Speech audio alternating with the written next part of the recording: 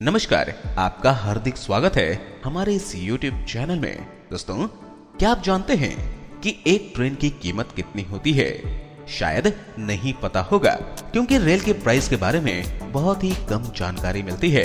लेकिन आज इस सवाल का जवाब मिल जाएगा।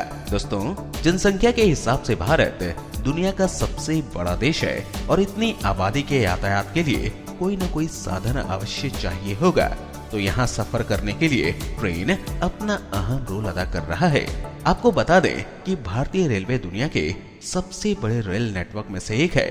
यहाँ हर दिन करोड़ों लोग ट्रेन में सफर करते हैं। किसी भी देश में यात्रा के लिए रेल अपनी महत्वपूर्ण भूमिका निभा रहा है, क्योंकि सफर के लिए ज्यादातर लोग ट्रेन का ही सहारा लेना पसंद करते हैं। यह बाकी साधनों से सस्ता और सुविधाजनक होता है। वहीं अगर रोजगार की बात करें तो भारतीय रेलवे से लाखों लोगों को रोजगार मिल रहा है। वर्तमान में करीब 13 लाख कर्मचारी इंडियन रेलवे में कार्यरत हैं और ये संख्या बढ़ती जा रही है, क्योंकि रेलवे लोगों की यात्रा को सुविधाजनक बनाने के लिए हर साल नई नौकरियां प्रदान करता है। तो दोस्तों, चलिए आपको बताते हैं कि एक ट्रेन की कीमत कितनी होती है।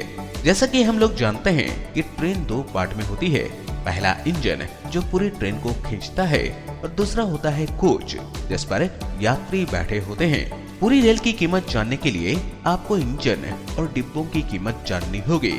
कुछ रिपोर्ट्स की माने तो भारतीय रेल की इंजन को बनाने का खर्च लगभग 20 करोड़ रुपए आता है। ये कम इसलिए है क्योंकि रेल के इंजन भारत में ही निर्मित होते हैं। इसके अलावा कोच की बात करें तो ये यात्रियों की सुविधा के अनुसार अलग अलग प्रकार के कोच बनाए जाते हैं। जैसे कुछ कोच स्लीपर होते हैं, तो कुछ वातानुकूलित होते हैं, तो कुछ जनरल होते हैं। हालांकि उनकी कीमत में ज्यादा अंतर नहीं होता, क्योंकि इनका साइज एक जैसा होता है, लेकिन इसके अंदर मिलने वाली सुविधा अलग अलग होती है। एक कोच को बनाने की लागत लगभग 2 करोड़ रुपए होती है।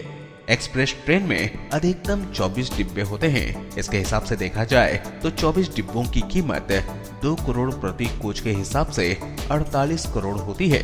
वहीं इंजन की कीमत 20 करोड़ है। इसको जोड़ दिया जाए तो एक्सप्रेस ट्रेन की कीमत 68 करोड़ रुपए हो जाती है। इस तरह एक सामान्य या फिर एक्सप्रेस ट्रेन को बनाने का खर्च 50 करोड़ से लेकर 100 करोड़ के बीच आता है। तो दोस्तों, अब आप जान गए होंगे ये ट्रेन की कीमत कितनी होती है।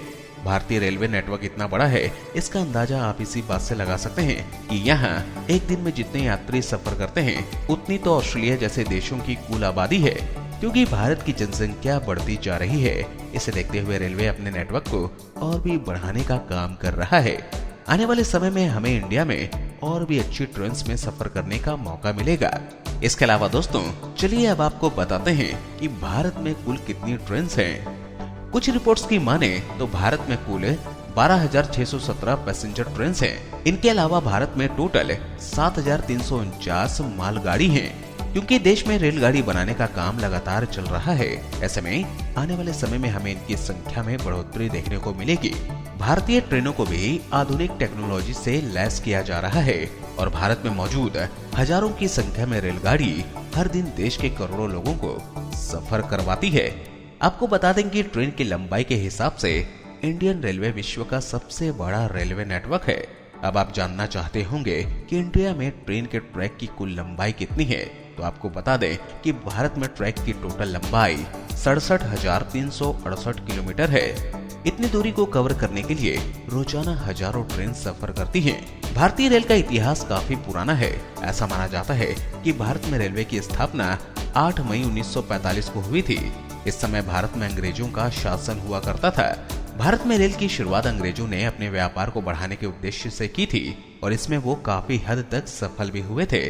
देश के काफी शहरों को अंग्रेजों ने ट्रेन के जरिए जोड़ दिया था।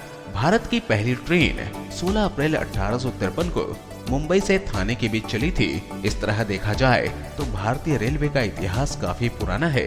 हालांकि इतना पुराना इतिहास होने के बावजूद रेलवे का राष्ट्रीयकरण साल 1951 में हुआ था और इस तरह भारत में रेल की शुरुआत हो गई थी। अब भारत में हर दिन हजारों की संख्या में ट्रेन चल रही हैं। आपकी जानकारी के लिए बता दें कि भारतीय रेलवे विभाग दुनिया का सबसे बड़ा रेलवे विभाग है, जो इतने बड़े ट्रेन नेटवर्क को अकेले संभाल रहा है। तो दोस्तों, अब तो आप जान गए होंगे कि एक ट्रेन की कीमत कितनी होगी और भारत में कुल कितनी ट्रेन है। तो दोस्तों, ये थी पूरी जानकारी। धन्यवाद।